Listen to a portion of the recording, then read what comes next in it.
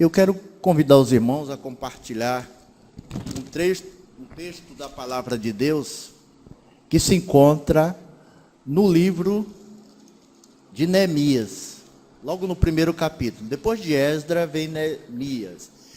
Depois de 2 Crônicas vem... Obrigado, irmão. É bom, a igreja tem pessoas assim, né? Assistentes sociais aqui, né? Obrigado. Então, irmãos, antes de Crônicas vem, os irmãos estão lembrados, só para... Eu sei que os irmãos sabem, depois de 2 Crônica vem Esdras, e depois de Esdras vem o livro de Neemias. É logo nos primeiros capítulos. Eu vou aqui ter cuidado, porque às vezes eu demoro muito quando ministro nessa palavra, mas... Quanto tempo? Não, a igreja tem horário para começar, tem para terminar. Então vamos ler o primeiro capítulo todo, mesmo que eu não vá pregar, expor todo o capítulo. Mas vamos ler, irmãos. As palavras de Neemias, filho de Acalias, no mês de Quisleu, no ano 20º, estando eu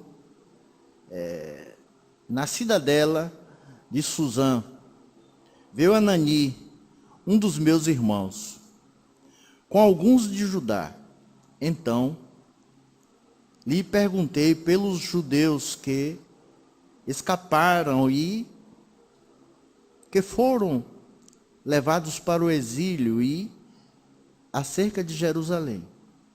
Disseram-me: os restantes que não foram levados para o exílio se encontram na província, estão em grande miséria e desprezo. Os muros de Jerusalém estão derribados e as suas portas queimadas.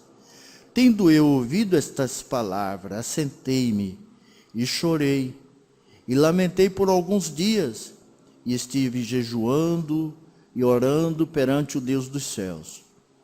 E disse: Senhor, Deus dos céus, Deus grande e temível, que guarda a aliança e a misericórdia para com aqueles que te amam e guardam os teus mandamentos. Estejam, pois, atentos os teus ouvidos e os teus olhos abertos para acudires à oração do teu servo, que hoje faço a tua presença dia e noite pelos filhos de Israel, teus servos, e faço confissão pelos pecados dos filhos de Israel, os quais temos cometido contra ti, pois eu e a casa de meu pai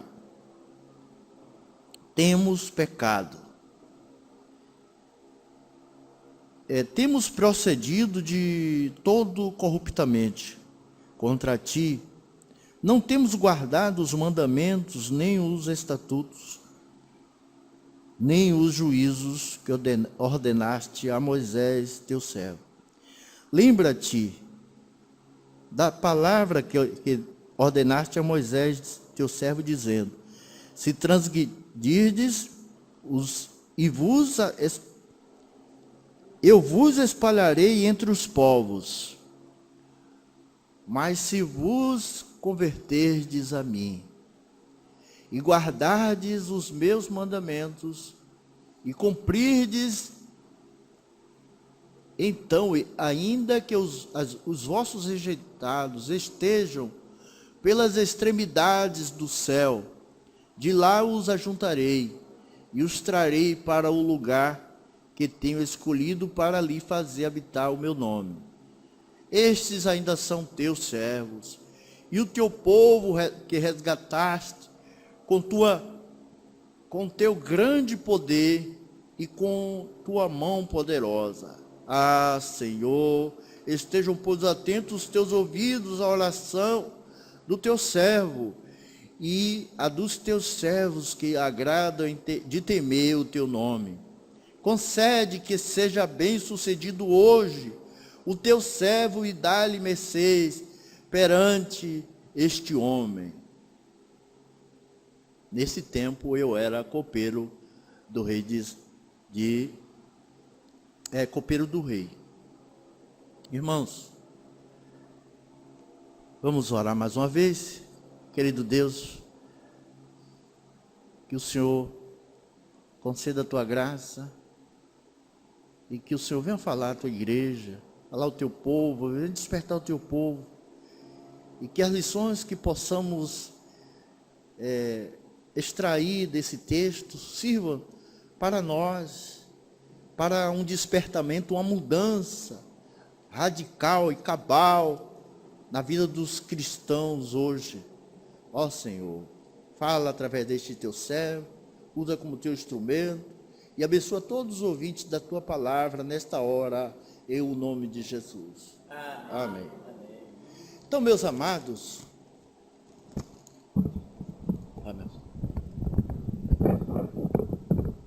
eu não vou gritar como Jorge não, viu? Vou falar mais baixo.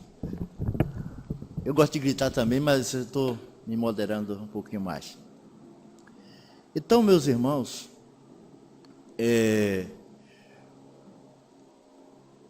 o Neemias, ele ilustra um pouco a vida do Senhor Jesus.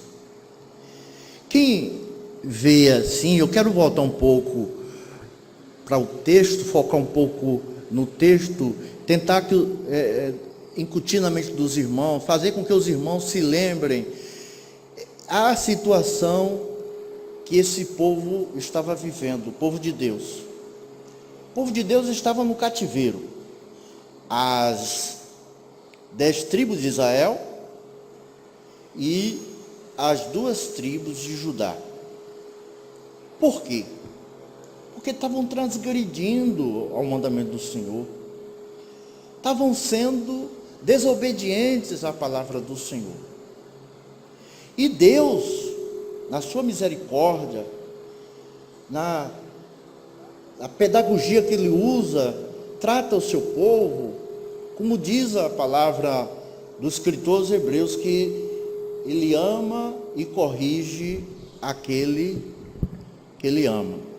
Ele disciplina e corrige aquele que Ele ama. Então, meus irmãos, quando eu lia esse texto e falava que Neemias era um copeiro, eu pensava que era um lavador de copos. Mas, na verdade, era alguém de grande confiança, de grande projeção no reino. Era o homem que estava no círculo mais íntimo do reino. Não era qualquer um. Você vê pela oração do homem, quando hoje a gente ora, a Bíblia diz que nós não sabemos orar como convém, que nós precisamos do auxílio e da assistência do Espírito Santo, visto que nós não sabemos orar como convém, e o Espírito Santo é quem traduz as nossas orações, que leva ao Pai. E você vê a profundidade no começo até mesmo da oração deste homem. A gente vai ver mais adiante. Mas eu falei que ele ilustra assim a vida de Neemias, o Senhor Jesus. Por quê? Esse homem de projeção, ele abdicou daquele status que ele desfrutava. Ele abdicou do status que desfrutava diante do rei, da fama, daquela projeção. E ele fez alguma coisa que a gente vai ver daqui a pouco. O que é que significa o nome de Neemias? O nome de Neemias significa Deus consola. Vocês podem olhar isso em qualquer dicionário e você vai ver isso. O povo de Deus estava na Babilônia, mas agora essa escravidão do povo de Israel está sob o controle do rei da Pérsia. Quem era o rei da Pérsia? O rei da Pérsia era Artaxerxes. Quem era Artaxerxes? Artaxerxes era Ruth, não é Esté, era madrasta de Artaxerxes. Então, eu creio que ela deve ter exercido alguma influência, até mesmo a decisão, na atitude do rei, quando o rei se dirige quando Neemias se dirige ao rei que pede permissão para voltar a Jerusalém. Então, qual era a situação? Ele era copeiro da Pérsia. Já falei que não era simplesmente um lavador de copo, era um homem de alta projeção. Quando alguém queria se aproximar do rei, queria alguém que fosse exercer um pistolão, vamos dizer assim, era Neemias. Era esse aí. Se tivesse intimidade com Neemias, esse cara estava armado. Por quê? Neemias era do círculo maior do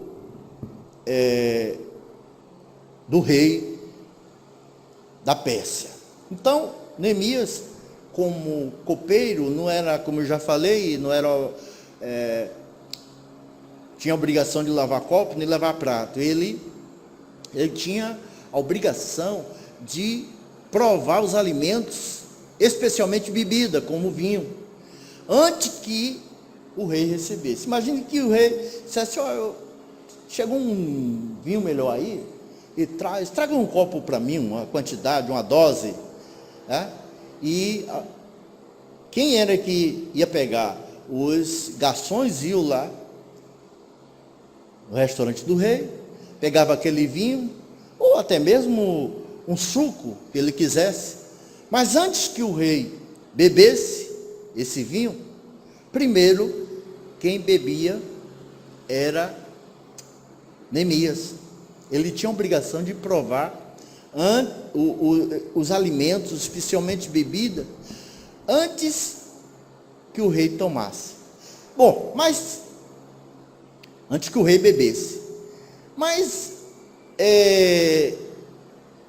se Neemias tomasse um suco ou um vinho e viesse a tombar, a única coisa que o rei podia fazer era jogar aquele vinho fora, porque estava envenenado, e contratar um novo copeiro. Então, mais uma vez lembrando, ele era do círculo íntimo do rei Artaxerxes. Então Neemias estava com Artaxerxes na Pérsia, servindo de copeiro. Vocês querem saber onde é a Pérsia? Quem é que sabe onde é a Pérsia atualmente? Para ver se vocês são estudiosos aí, por favor, me ajude hein? Me ajudem aí. Bom, eu fui olhar de propósito, porque às vezes você vem para a igreja e você não sabe, o pastor não explica, e você fica pensando que o pastor pregou uma mensagem de ficção. Isso é coisa que não existe. A Pérsia é o Irã hoje. O Irã hoje é a antiga Pérsia. Era onde Neemias estava, lá no palácio, junto com o rei. Bom, então ele está lá servindo. Ele parece assim, tem um aspecto assim até de Jó, né? Que Jó não intervia assim na vida dos filhos. Os filhos saíam, cada um tinha a sua casa e comemoravam suas festividades, mas Jó, com aquela preocupação, será que meus filhos se excederam? E aí ele fazia sacrifícios, pedindo misericórdia para que nada acontecesse de mal com seus filhos. Então, Neemias estava no castelo, né? E chegou uma comitiva vinda de Jerusalém. Já falei que o povo, na sua maioria, estava no cativeiro. Mas quem era que estava lá? O povo pobre. O povo pobre, porque aquilo que era nata, que era que caracterizava por sabedoria, por inteligência, como Sadraque, Mesaque, Abednego, Daniel, e os profetas Jeremias, o profeta, a maioria dos profetas, como Daniel, eles eram selecionados. O rei não mandava sacrificar, não. Ele usava ali no cativeiro. Vocês sabem que Daniel chegou a ser um super-ministro, não é mesmo? Um homem de inteira confiança do rei, dos reis que passaram por ele. Então Neemias, ele estava ali no castelo, chegou alguns de seus parentes, a comitiva vinda de Jerusalém. Então Neemias, então veio Anani, um dos meus irmãos, com alguns de Judá. Então lhes perguntei pelos judeus que escaparam e que não foram levados para o exílio e acerca de Jerusalém. Disseram-me, o restante que não foram levados para o exílio se acham na província, estão em grande miséria e desprezo. Os muros de Jerusalém estão derribados e as suas portas queimadas. Então diz o texto, tendo eu ouvido estas palavras, assentei-me e chorei e lamentei por alguns dias e estive jejuando, orando perante o Deus dos céus. Então esse homem de projeção, esse homem que às vezes a gente pode dizer que ele parece assim um tipo de Cristo, porque Jesus que estava exaltado, ele abriu mão do status, ele veio ao mundo, mas ele sempre foi Deus, mas por amor a nós, ele abriu mão do status. A Bíblia diz que sendo igual a Deus, ele não usou com usurpação o ser igual a Deus, mas ele se humilhou até a morte de cruz. Para que isso? Para envaidecer, para se aparecer? Não, porque ele veio nos resgatar. Estávamos, eu diria, completamente perdidos, sem qualquer esperança. E Jesus veio, ele mesmo disse, eu vim buscar e salvar o perdido. Então, meus amados irmãos, ele se identificou com a raça humana, ele se fez carne, e habitou entre nós. Então, ele sofreu nossas dores. A Bíblia diz que em tudo ele foi tentado a nossa semelhança. Então, meus amados irmãos, quando esse homem de projeção, chamado Neemias, ouviu o relatório trazido por Anani, eu creio que um irmão dele mesmo, ou um parente, a Bíblia diz aqui, Neemias chama meu irmão. Então, esse homem, ele, após ouvir essas notícias, ele se consterna. Quais foram as notícias de Jerusalém? Todo o judeu, seus olhos estão fixados em Jerusalém. Ele esteja onde estiver, em qualquer parte do mundo, todo judeu, ele pensa em Jerusalém, ele sonha com Jerusalém. Jerusalém é a menina dos olhos dos judeus. E qual foi a notícia? O relatório que os informantes de Neemias trazem deixa ele consternado, ele fica perturbado. Ele estava na posição de segunda pessoa do rei, porta-voz do rei, ele é tomado de grande comoção com essas informações e fica grandemente consternado, e ele diz: eu vou me arriscar, mas eu vou sair das delícias aqui do palácio, eu irei voltar a Jerusalém para construir as muralhas do meu Deus. Imagine, uma cidade naquela época sem muralhas significava que ela estava vulnerável à invasão de animais peçonhentos, de inimigos. Não era nem caracterizado como uma cidade. Então Neemias, diz aqui o texto, que ele ora para que Deus dê graça para eles, para aquele homem. O homem que ele está se referindo é o rei Artaxerxes. Compreender e liberar ele, autorizar ele a ir a Jerusalém.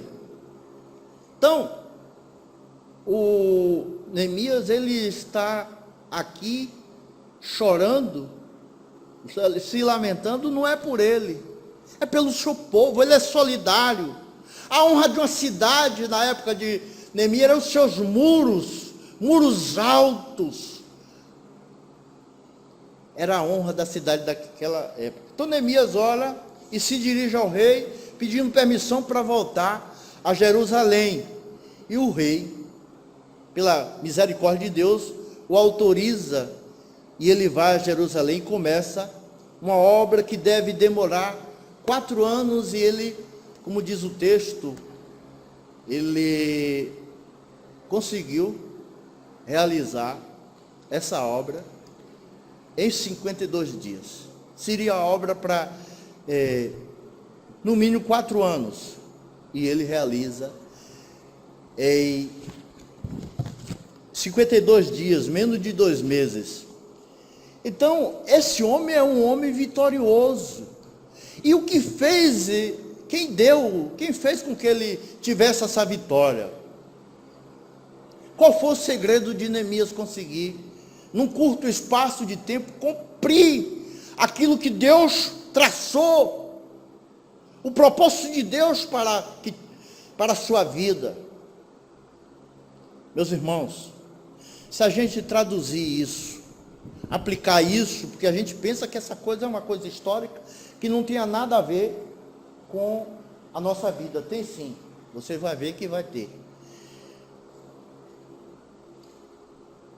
Embora talvez você tenha muitos anos de estrada como cristãos, e já muitos anos na igreja, e se nós olharmos para o nosso histórico, nosso currículo, na obra do Senhor, o que é que nós vamos descobrir? Nós construímos ou não construímos nada na obra de Deus?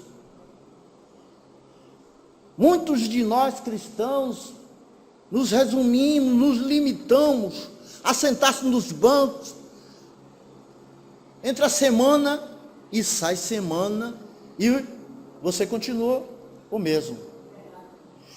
Que fez Neemias vitorioso? Neemias não foi um derrotado. Deus não nos chamou para ser um derrotado. Deus não nos chamou para derrota. Mas o apóstolo Paulo diz que ele nos chamou para sermos vencedores. Foi isso? Muito mais que isso. Muito mais que vencedores. Então, meus amados, que fez Neemias vitorioso naquilo que empreendeu? Que fez Neemias vitorioso na obra de Deus? O que foi? É simples. Não pense que eu vou falar difícil, nem difícil eu sei falar. Não sei nem falar, quanto mais falar difícil. O que fez Neemias vitorioso está aqui no texto. Tendo eu ouvido estas palavras, sentei-me e chorei. Sentei-me e chorei. Meu irmão, a gente precisa responder a nós mesmos o que é que domina o nosso coração, o que é que cativa o nosso amor, o que é que nos move durante a semana, o que é que impulsiona nós virmos à frente.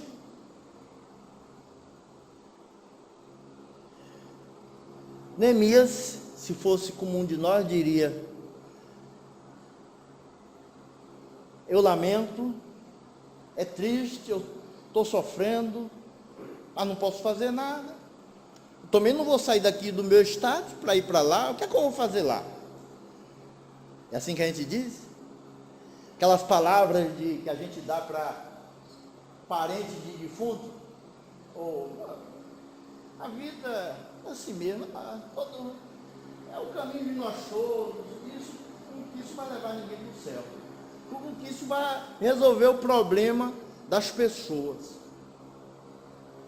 Neemias poderia ter dito: eu estou aqui no meu conforto, aqui numa boa, e isso não me diz respeito, tá? Não me diz respeito, eu não derrubei muro, não foi eu que assolei, os meus patrícios estão colhendo aquilo que eles plantaram. É assim que a gente faz. Está escrito aquilo que os amigos de Jó. Não é possível que você... Eu ia trazer mensagem de Jó, depois eu mudei. Mas os amigos de Jó eram amigos. Eram ou não eram amigos? Eram amigos ou falsos amigos? Vocês não estão lendo Bíblia. Me respondam algo. Eram amigos ou falsos amigos? Hein? Amigos. Sabe por que eram amigos? Porque quando eles se encontraram com Jó, Jó desse buraco, a carne apodrecida, os bichos ali comendo a carne de Jó. Eles chegaram, sabe o que eles fizeram? Eles ficaram ali 7 dias chorando. A única besteira que eles fizeram foi o que muitos de nós fazemos.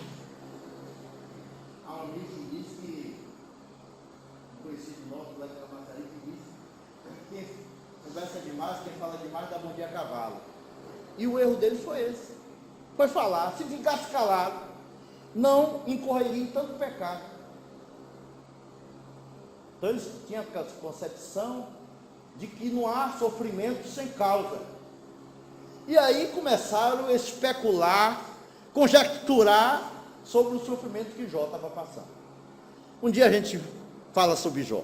Bom, vamos voltar aqui o que foi que Neemias fez. Neemias chorou. Ele chorou pela obra de Deus. Ao invés dele atribuir a responsabilidade aos que estão lá padecendo, ele chorou pela obra de Deus.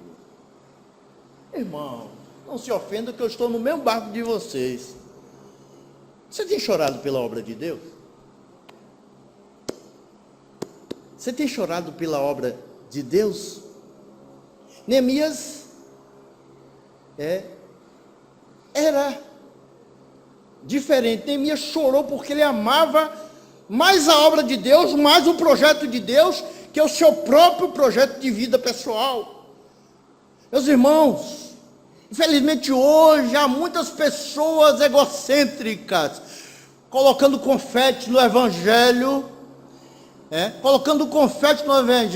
mas estão sentadas nos cultos, nos bancos das igrejas, com o objetivo de serem servidas por Deus, e não de servir a Deus. Meus amados, Neemias não era assim. Ele era o oposto. Ele via que o interesse maior de sua vida não era a sua prosperidade, não era o seu bem pessoal. O maior objetivo da vida de Neemias era que a obra de Deus se cumprisse. E eu quero perguntar, meu amigo, minha amiga, meu irmão, minha irmã, o que move você no Evangelho? Neemias estava comprometido com a obra de Deus, a ponto de tomar conhecimento da ruína de Jerusalém, e o sofrimento daquele povo, ele chorou amargamente, ele chorou compulsivamente. Isso porque Neemias tinha como projeto maior de sua vida o projeto de Deus.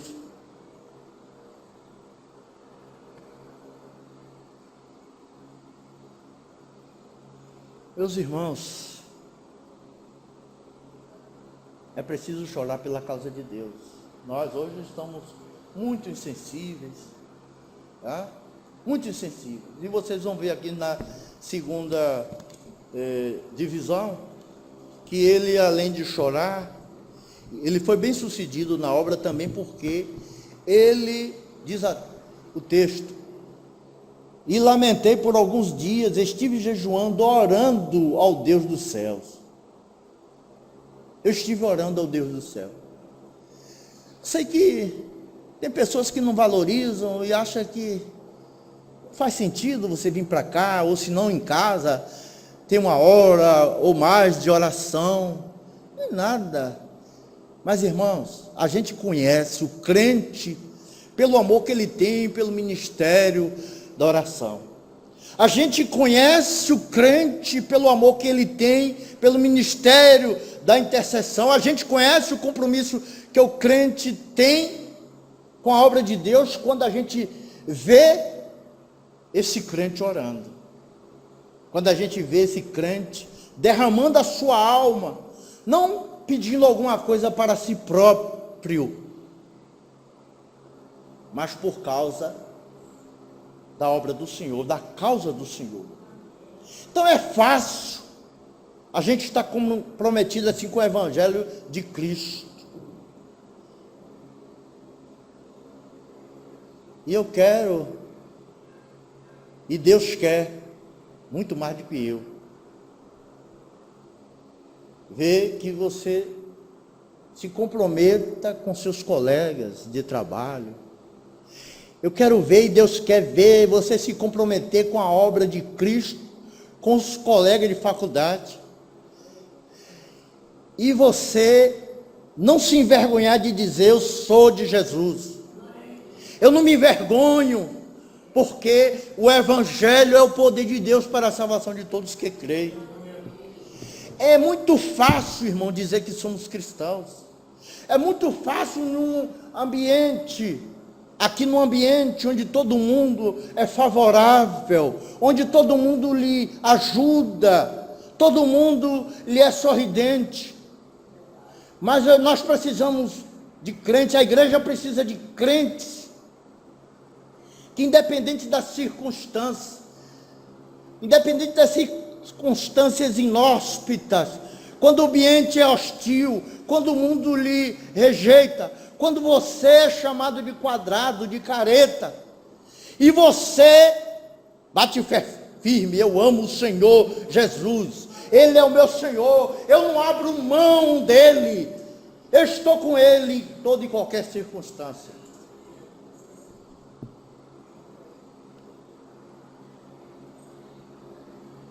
Meus amados, hoje a gente vê pessoas compromissadas com Deus até aqui, mas nós precisamos estar compromissados com Deus até as vias de fato. Nós precisamos comprometer com Deus até doer. A Bíblia diz, sede firmes e inabaláveis, sempre abundantes na obra do Senhor, sabendo que no Senhor o vosso trabalho não é vão. Neemias, eu falei no primeiro que ele chorou, segundo que ele orou. Então, não foi de mão beijada que ele foi vitorioso, mas ele ralou os joelhos para que glorificasse o nome do Senhor. Então, irmãos, é necessário que tenhamos um compromisso integral, total, radical, como Neemias. Neemias, ele ajoelhou perante Deus e orou. Nós precisamos orar muito, não sermos egocêntricos, orar simplesmente para nós. Deus, eu quero para mim, para isso e tal. Irmãos, a situação de Jerusalém estava em ruim na cidade, o povo no cativeiro, e Neemias teve motivos para ele chorar, apesar de ser uma pessoa de Estado, mas ele não era egocêntrico. Então, ele foi solidário com aquele povo. E nós precisamos, meus irmãos, mais do que nunca, ser solidários com os brasileiros. O nosso Brasil já é um maligno. O nosso Brasil não é motivo da gente ficar falando isso, acusando A, B e C. A Bíblia diz que nós devemos orar por todos os homens, especialmente por aqueles que estão investidos de autoridade, para que vivamos uma vida mansa, uma vida pacífica, uma vida tranquila, uma vida de respeito. É isso que nós temos feito. Ou a gente vai para o rádio, a gente vai com um copo de água esperar aquele pregador dizer: aguarde, não saia. A oração, deixa o seu copo de água aí. Onde você viu isso, irmãos? Você está retrocedendo. Os crentes gálatas estavam retrocedendo. Estavam assim como nós vimos a igreja hoje. Tem uma irmã lá de Camaçari que estava falando com minha esposa: ó, eu sei que o pastor não gosta, mas eu vou lá na igreja tal, trago meu copo de água e bebo, estou me sentindo muito bem. Meus irmãos, que absurdo. A irmã está pensando que está bem.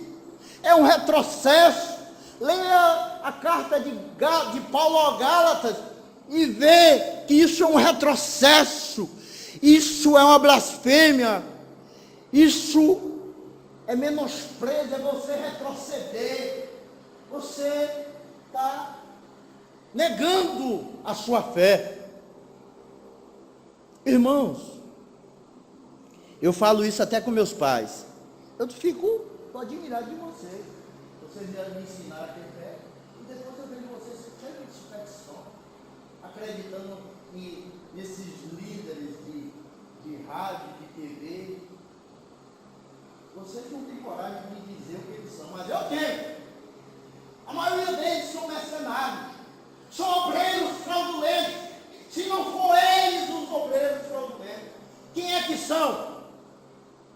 Então somos nós, se não forem eles. E aí, oferta, é dinheiro para essa gente. Ah, porque aconteceu milagre? O que tem a ver com o milagre deles? O casamento também tem milagre. O Espiritismo também tem. O Espiritismo coloca um caco de vidro, abre a barriga e tira uma úlcera, tira qualquer coisa lá e tá bom. E aí? Eu vou seguir o Espiritismo por isso? Ó, Jó disse. Sabe o que Jó disse? Eu sei que meu Redentor vive. Ele não disse que missionário fulano de tal e Beltrano vive, não. Ele disse: eu creio que meu Redentor vive. Ele vai me restaurar. Ele vai mudar a minha sorte. Esse Deus, esse Redentor, é que a igreja precisa se apegar, precisa desprezar esses pregadores midiáticos, esses mercenários, esses obreiros fraudulentos. E você precisa ter coragem, você precisa ter discernimento para saber quem é e quem não é. Senão você vai ficar atolado. Você não precisa ficar mais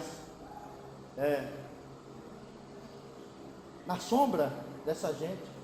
Você não conhece a palavra? Para que estar com a Bíblia na mão? Para que serve a Bíblia para você? É para estar aqui e tal, e eu ver o pregador ler e depois levar para casa? Você não examina, não? Então, meus amados irmãos, hoje nós vemos assim as pessoas comprometidas até aqui, mas Deus quer ver pessoas que estejam comprometidas com Ele até as vias de fato, as vias de regra. Nós precisamos nos comprometer com Deus até doer. Precisamos nos comprometer com Deus até quando aquelas pessoas medíocres param. E nós dizemos, eu vou em frente como Jó. Ainda que ele me mate, eu não largo ele.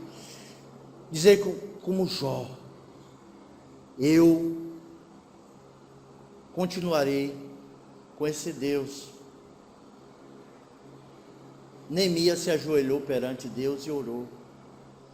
E aqui, eu teria aqui umas 3 ou 4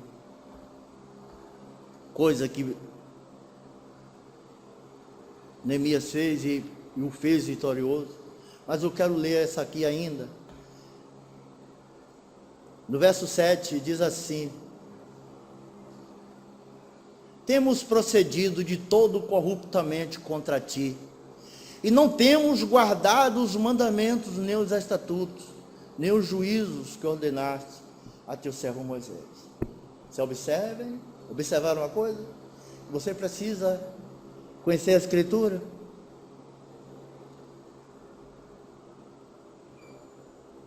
Temos procedido de todo corrupto contra ti, e não temos guardado os mandamentos, nem os estatutos, nem o juízo que ordenaste a teu servo Moisés. Então, por que nós? Foi ele que pecou? Ele está dizendo aqui que ele não estava guardando os mandamentos. Temos, né? Então, o que é que significa isso? Que ele sentiu parte da miséria, parte do sofrimento. Você quer ser parte da bênção, mas da hora do sofrimento você não quer ser solidário. Quem é que quer? Ele sentiu parte do sofrimento. Ele disse, nós pecamos, nós erramos. Ele não morava em Jerusalém. Por que nós? Senhor, é nosso pecado. Por que isso? Porque no momento que Neemias entende o conceito de reino, ele entende que esse conceito não é meu.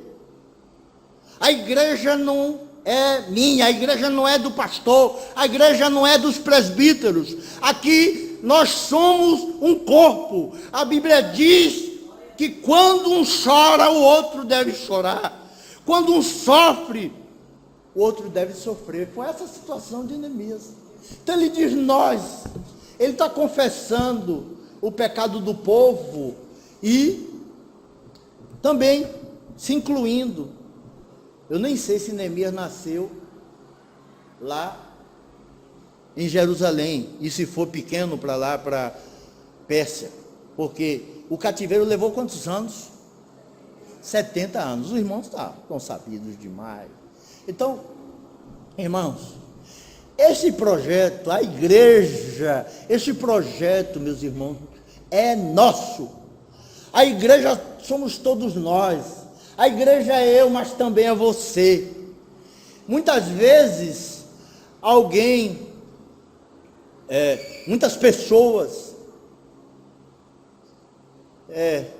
dizem para o líder da igreja, se não for assim, como eu estou sugerindo, não conte comigo. Não conte comigo, porque se der errado, não conte comigo. Eu não estou com isso aí. E aí, pega o pobre do pastor e responsabiliza por tudo que deu de errado. Muita gente que eram bênçãos na igreja, hoje estão fora, prostradas. E você talvez diga, isso é problema meu não. Mas Neemias disse, isso é meu problema, Senhor. Nós temos pecado. Isso não é problema meu, isso é problema do pastor. Mas nós precisamos saber, meus irmãos, que o problema é também seu. Você precisa chorar, você precisa sentir as dores, porque somos todos nós que formamos, que constituímos a igreja. Talvez o irmão que se desviou Talvez você deu lugar, você deu um mau testemunho, e você precisa chorar, você precisa se humilhar.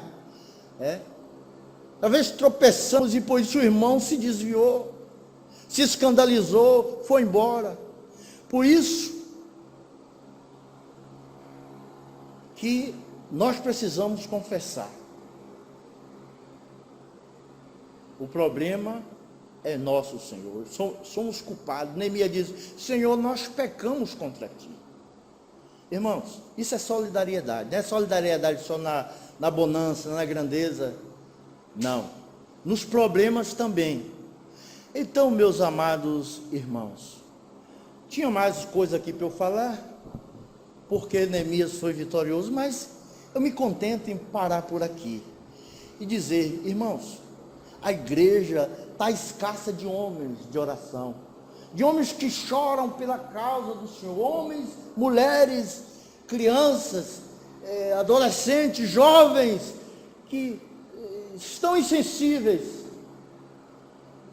que vê o caos em que nós estamos vivendo, a violência urbana, o ataque aos ônibus, aos taxistas, aos marineteiros, aos caminhoneiros. Quantas quadrilhas estão aí concentradas, estão aí nas espreitas para atacar essas pessoas. E o que é que nós estamos fazendo? Nada. Mas a pessoa também, no meio de tanta violência, fica vacilando, parando o carro para dar carona, não sei o que e tal. Não, irmãos. Quantos? Eu estive aqui na Bahia, a gente vê muito. Eu já fui vítima várias vezes de tentativa de assalto e de violência. E, para surpresa minha, eu estive em novembro no Rio. Agora eu estive para ver a menina, minha filha. E quando eu voltava em novembro, num táxi de um irmão evangélico, estava eu, Elisama, a Elci e a Kedma. De repente, estou vendo uma quadrilha ali na Avenida Brasil, atacando as pessoas. E o irmão entrou em desespero: abaixa. Eu fiquei inerte. Eu ia baixar para onde? Como é que eu vou baixar? Um homem grande ia baixar ali na frente do carro, eu estava na frente. Como é que eu vou me abaixar? E as meninas se abaixaram lá pelo fundo, e minha esposa, mas eu, não. E, pela misericórdia de Deus, Deus nos ocultou desses bandidos e não atacaram o carro do irmão, mas o irmão ficou desesperado. Então, quantos bandidos? Tinha uns 4 com escopeta na pista, parando e saqueando os motoristas. E mais adiante, assim do lado, tinha uma muralha, tinha mais de uns 20 aplaudindo aqueles criminosos. Aí você diz: o que é que eu tenho a ver com isso que o pastor pregou agora? O que é que eu tenho a ver? Tem muito a ver, a igreja tem muito a ver. O que é que a Bíblia diz, irmãos? Se o meu povo, que se chama pelo meu nome, se humilhar e orar e me buscar e se converter dos seus maus caminhos, então eu ouvirei do céu, perdoarei os seus pecados, sararei a vossa terra, a sua terra. A nossa terra precisa ser sarada. A nossa terra precisa ser sarada da corrupção, dos homens maus, dos homens perversos, dos homens sensíveis que não valorizam a vida. Nós precisamos mais do que nunca, meus irmãos. Será que a igreja estivesse orando? Será que muitas coisas não seriam evitadas? Eu estava em Campina Grande, fui naquele congresso da consciência cristã, e lá que nós tivemos a informação do acidente da Ana. Mas eu fiquei tranquilo, porque diariamente eu oro: Deus, toma conta da minha filha lá naquela cidade perigosa, né? Porque perigo está em tudo quanto é lugar, mas ali no Rio parece que é um pouquinho pior do que os outros lugares. Então, meus amados, nós precisamos orar. Deus nos concede, Deus nos dá a ferramenta para nós trabalharmos e sermos vitoriosos. Mas nós estamos acomodados, estamos pegando os talentos que Deus tem nos dado.